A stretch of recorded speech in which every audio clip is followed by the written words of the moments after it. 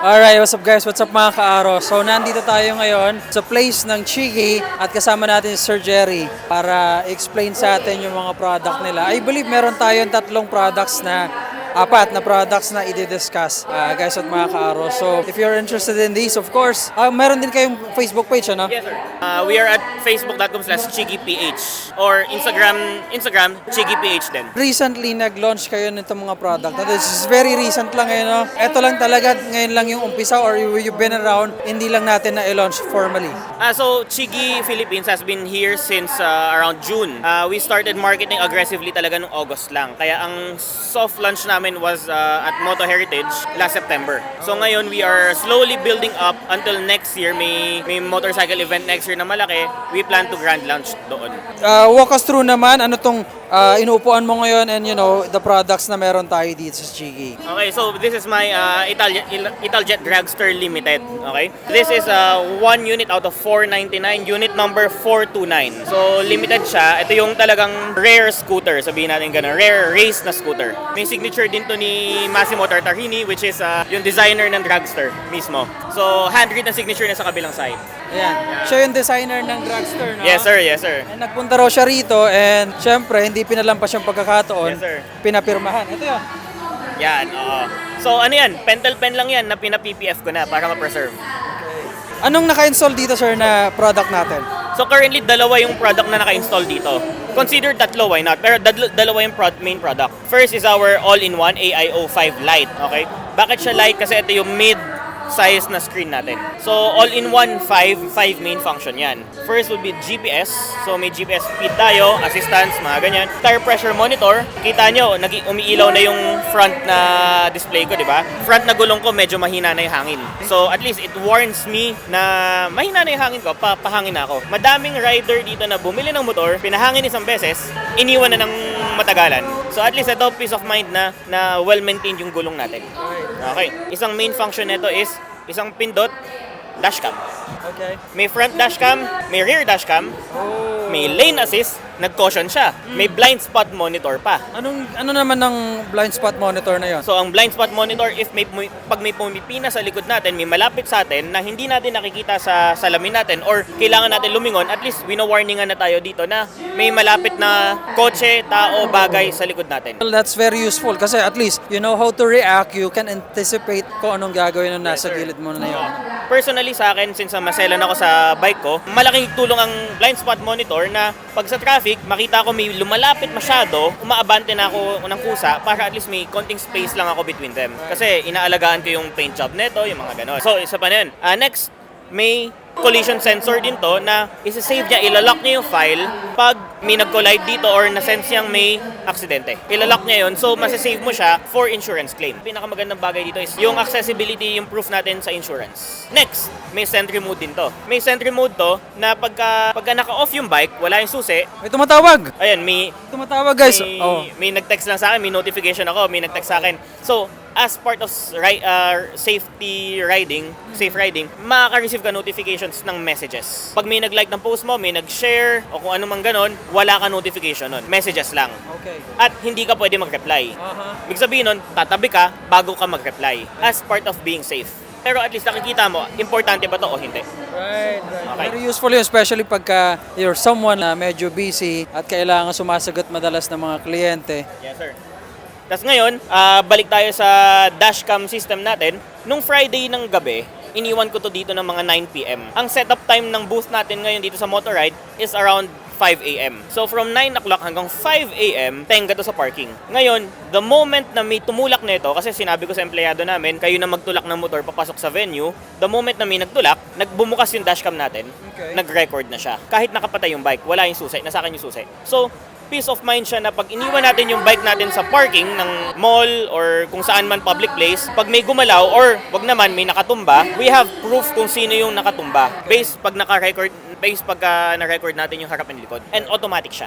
So, dashcam system siya na super advanced. Next, bukod dito, isa sa pinaka-convenient, pansin nyo, may phone mount ba ako naka-install? Wala. So, bakit? Kasi hindi ko na kailangan mag-phone mount. May CarPlay navigation ako dito. So, bukod sa dashcam, isang pindot lang, nasa CarPlay na ako. Nandito na ako sa Google Maps ko. Isang pindot ko lang, makakauwi na ako. All in one. All in one. So bukod dyan, I can call, I can music. Yung music ko nasa intercom ko. So it works with intercom. Okay? So ngayon, may maps na ako dito. Lahat nandyan. Ang maganda, pag phone natin nakamount, na bibilad sa araw, overheat. Ito, IP67, it means weather resistant siya, weatherproof siya. Pwede siya sa ulan, sa bagyo, sa buhangin. Bato mo na lahat ng pwede mo ibato, wag lang martilyo. Wala kang takot ngayon na pwede masira ang cellphone mo pagka siya nakalagay dyan. Ano? Ngayon, madami magtatanong, paano pag iniwan mo to, hindi ba ito mananakaw? Ang gamit natin is a proprietary tool. Security torque siya. Yung torque screw na may butas sa gitna, dapat ang kailangan mong gamitin. It comes with this package. It comes with it. So, kung may kukuha nito, kailangan niyang lagariin, might as well get the whole bike. Diba? Makikita niya, ay hindi ko pala matatanggal to. Yung kable, naka-wiring pa siya. So, paano? Diba? So, it's anti-theft. Lahat ng pwedeng pag-isipan natin, nalagay natin dito. Okay. So, lastly, may voltage monitor din tayo. May trip meter. And if naka BMW yung motor na may Wonder Wheel, compatible to sa Wonder Wheel. Yung scroll wheel natin, compatible. Okay. Oh, talaga? Yes, sir. Well, ang tanong dito, sir, nasa magkano naman ito? So, price ranges from 23,500, yung base package natin, up to 28,500. Bakit nagkakaiba sila? So, ang 28,500, yung combo kit natin, may kasama na siyang screen protector tempered glass, may kasama na siyang memory card, may kasama siyang wireless remote, and may kasama din siyang tire pressure monitoring system. All-in-one na. Lahat na nandun. Yun na yun. Ngayon, may gusto ko pakita sa'yo. Pansinin mo yung bike ko naka-hazard lights. Yes. Pansinin mo naka-on lang siya. Tail light ko naka-on, brake light ko naka-on. Oo nga, no? 'Di ba? Ngayon, 1 hour na siya, 55 minutes na siya naka-on. Pero tignan mo yung voltahe ng baterya ko. 14.4 volts. Okay pa din. Paano nangyayari Paano? yun? So, unlike normal battery tender, ito, sinacharge ko yung bike ko gamit USB-C. USB Type-C. Doon? Through that? Oo. So, itong device na to supports input and output. So kung kailangan mo mag-charge ng phone, dito ka na mag-charge. 100 watts siya, ang laptop natin 85 watts. Makakapag-charge ka ng laptop dito. Ginagamit ko siya sa input mode. So pagka matagal ko hindi gagamitin to, gusto ko lang siya i-maintain, nasa garahe ko siya, isasaksak ko lang yung USB. So green is output mode. Mag-charge ako palabas. Pindot again, blue is input. Saksak ko na siya. Nasa battery maintenance function na siya. I-maintain niya yung battery, trickle charge niya. Sabihin natin nalobat kayo sa kalye. Hindi nyo na kailangan ng alligator clip, hindi nyo na kailangan ng pan-series. Right. Hindi nyo na kailangan itulak sa bayan. Bakit? Lahat tayo may cable. Lahat tayo may power bank. Technically, pwede mong gamitin ang power bank pan-charge ng motor nyo. So, that removes the problem ng tatanggalin nyo yung baterya nyo. Nakikita nyo, slow blink lang yung blue. Ngayon, maintain niya 12.4 volts kasi trickle charge lang niya for maintenance. Okay. Pero if nalobat kayo, kailangan nyo fast charge, double click, fast blinking yan, aangat na yan ng 13-14 volts. It's as if ginagamit nyo yung bike. Oh yan, nakita natin, nag-iba. Nung nag-double. Ayan, 12.7, magda 12.8 na yan, magda 13 volts na yan. Hindi nyo na kailangan tawagin si kasambahay natin, ate, pa-start naman yung motor ko, baka nadidiscarga na. Ngayon, pwede nyo nang i-charge yung bike nyo perpetually. Na-maintain nyo. Yung device na to, hindi niya aayusin ang sirang baterya, pero ipe-prevent niya masira ang baterya in the first place. Sa Chigi lineup, ito ang favorite ko. Okay. Kasi lahat ng bike ko may ganito.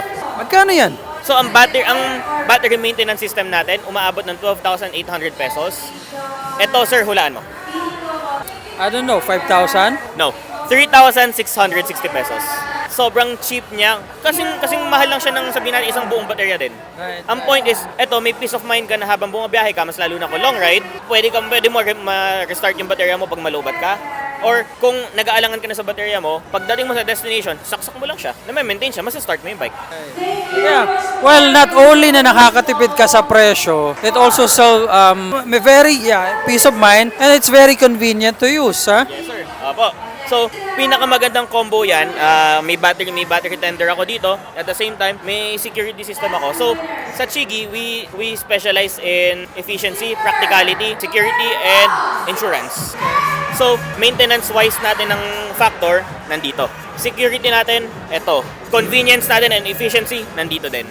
So, lahat nandito tayo. Lahat ng products natin, it helps us. Hindi lang siya abubot sa bike. May actual purpose siya na promoting our safety. Kaya sa mga kaaro, mukhang Chigi has introduced a product na talagang very useful, especially sa mga motoristang pareho natin. Ako personally, especially when we go long ride, ito yung mga bagay na wino-worry natin, and it seems that Shiggy has a very good solution sa mga kadalasan na worry natin. No? Yan, to wrap up, Sir Jerry, give us message or invite us, if you'd like us to, our viewers, para ma-check yung mga product ninyo. You have a shop, So our head main dealer is at M2 Motorcycle Garage sa Camagong, Makati. We are at facebook.com/chigiph. Ako personally sumasagot sa mga inquiries doon. Ako personally sumasagot sa mga comments, mga requests nyo, lahat nandun.